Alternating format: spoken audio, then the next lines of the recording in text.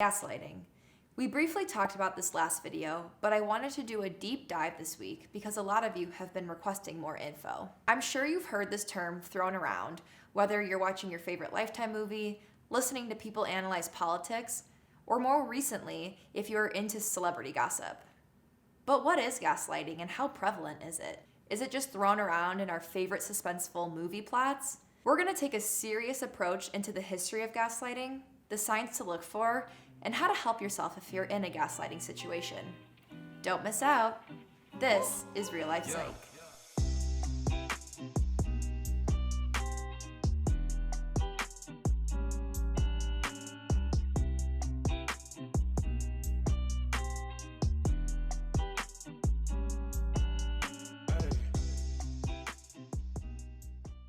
As always, guys, my name's Alexa Simos, licensed therapist, and welcome to another Not So Scary Sunday, where we take the time to contemplate everyday burdens and how they affect our mental health. If you're watching and want to support this channel, I really need you guys to smash that like button. We're going to make the like button free for everyone, so go ahead and hit the like button because you don't want to miss out. Today, we're talking about gaslighting. Gaslighting is a term that's becoming more popular today with current events and the increased recognition of interpersonal partner violence, despite being coined in the late 1930s. Gaslighting is a tactic to essentially gain control over a person. Whether it's in the workplace or politics, gaslighting has been most demonstrated in intimate relationships. The key signs of gaslighting someone is basically denying the reality of another person. Its focus is to undermine a person by denying them their feelings, environment, and even their own thoughts. For example, if someone were to say, "Hey, I feel like you've been really distant lately," a response from your partner that could indicate you're in a gaslight situation could be, "Actually, you've been distant. I've been here the whole time. I'm working really hard for us, and you don't even respect that." Now, not only does this show that the partner in question is deflecting the initial statement toward them, and the person questioning feels useless for even asking, but it also demonstrates dominance and a complete emotional shutdown. After some time, this partner may fall suit to their abuser's tactics and be manipulated to obey or comply with the cognition, emotions, and decisions without question.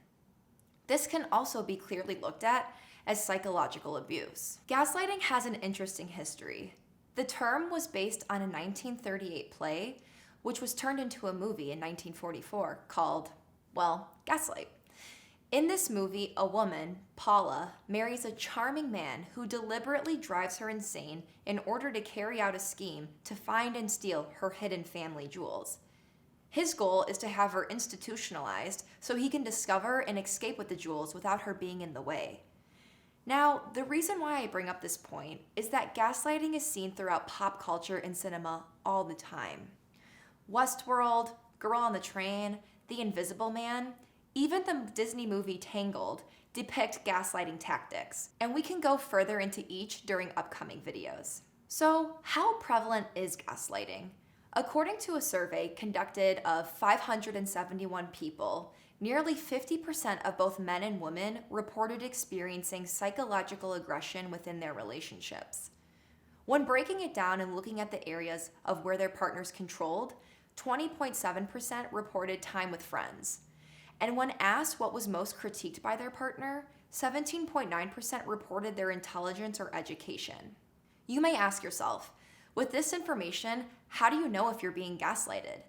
And that's a great question because when you're in the thick of an intimate relationship, it's difficult to be able to reflect on what's happening from a different perspective. It's also important to note that there can be healthy differences within a relationship that does not make it a gaslighting or an abusive situation. Some individuals are more sensitive than others due to pre-existing depression, anxiety, and past trauma. This is important to note because oftentimes when we watch videos or read articles on this subject, we try to fit in a mold that just might not be made for us. Here are 5 key signs to watch out for when it comes to gaslighting in an intimate relationship. Number 1, withholding. This can be seen as your partner making statements like, "I don't have time to listen to you, you don't make any sense." Basically, not wanting to listen to the concerns of their partner or pretending not to understand them. Number 2, countering. This is when an abuser questions their partner's memory. They put them down by adding details to an event that might not have even occurred, leaving their partner to feel defeated and disoriented of their reality. Number 3, denial or forgetting. This can lead to an abuser discrediting their victim's memory, distorting their reality, and also not taking responsibility within the relationship. An example could be, "What are you talking about? I never told you that," when you know clearly your partner told you that. Number 4 is blocking or diversion. This is used when an abuser basically tries to block or make diversions to create a more distorted reality within their partner. I believe this is a classic case you see in your favorite Lifetime movie. This can look like, "Hey, have you talked to your brother again?" You know he puts crazy ideas in your head. And finally, trivializing. This is when an abuser makes their victim feel that they are overly sensitive and invalidates their feelings regarding a situation, which could lead to them shutting down or internalizing those statements and making them believe that they're oversensitive and need to comply. That's a lot of information to take in or even process, but the goal is to see how specific gaslighters are. They really try to break down their victims and create a distorted reality by control and psychological abuse. So, what do you do if you're in a gaslighting situation? Well, good question. In any type of abusive situation, the top priority is creating a safety plan. It is so important to have a plan of escape, not only for your psychological safety, but possibly your physical safety as well. According to the National Coalition of Domestic Violence, psychological abuse is correlated with an increased incidence of physical and sexual abuse as well. Victims of psychological abuse often experience depression, post-traumatic stress disorder, suicidal ideation, low self-esteem, and difficulty trusting others. Safety planning could be going to a shelter, finding an online resource, or talking to a friend or family member. If none of these are an option out of fear for your safety, call 911 when it's safe to do so. Another strategy I would try is journaling. I would try to journal what your life would look like outside of this relationship, and if you continued in it. Did you stop your goals and life dreams for this? What do you desire and can't live without? This might be anxiety-provoking because there's a chance that your abuser has isolated you completely. But often thinking about these things before going into your relationship can assist with this mental exercise. Remember, it's not something that may happen overnight. Be patient with yourself and have compassion for your situation. Another journal exercise could be documenting your harmful conversations and the outcomes that you have with your partner. If they continue to occur and there's no progress or discussion of change, this may be a red flag. Another strategy is to get connected with a close friend or family member.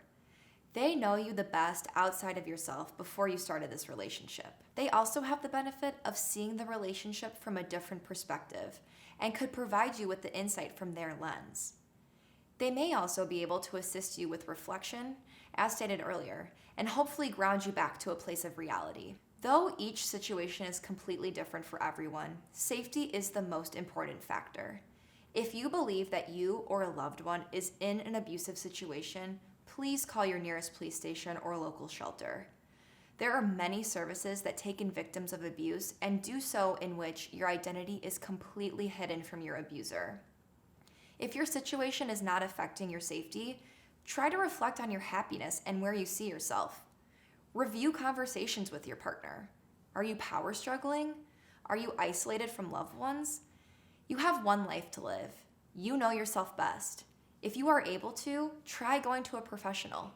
Maybe your partner will be interested in working on themselves. That's it for today, you guys. I hope that you took some takeaways from this video. I know it's a heavy topic, but the research shows that it's happening. Make sure to not only subscribe, but to turn on your notifications so that you get alerts when our videos drop. Leave a comment if you have any suggestions. Okay, so we wanted to shout out some of our subscribers. The first one was Ron the Don 96. He had commented, "I absolutely admire the fact that you don't cut out parts of your videos when you mispronounce a word or stutter in the middle of a sentence. As an introvert who's extremely self-conscious and feels embarrassed and humiliated when they stutter or mispronounce something, this means a lot to me. Thank you so much. This is definitely a new journey for me as well. I also stutter, and I think it's great that, we're able to put ourselves in uncomfortable positions and embrace that, because I get it. It can be a really uncomfortable feeling, but I really appreciate that feedback. Another comment that we wanted to shout out was Awaken with Alice. On our social anxiety video, she had stated, "You made this distinction really clear. Thank you. Cognitive reconstruction has helped me so much." I'm really glad that you've been able to use resources and find something that works for you. So thank you for sharing that. And we also wanted to shout out to the people who had given some of their stories and journeys on our alcohol use disorder video. Thank you so much for your support, and we hope that you continue to enjoy our content and share your stories.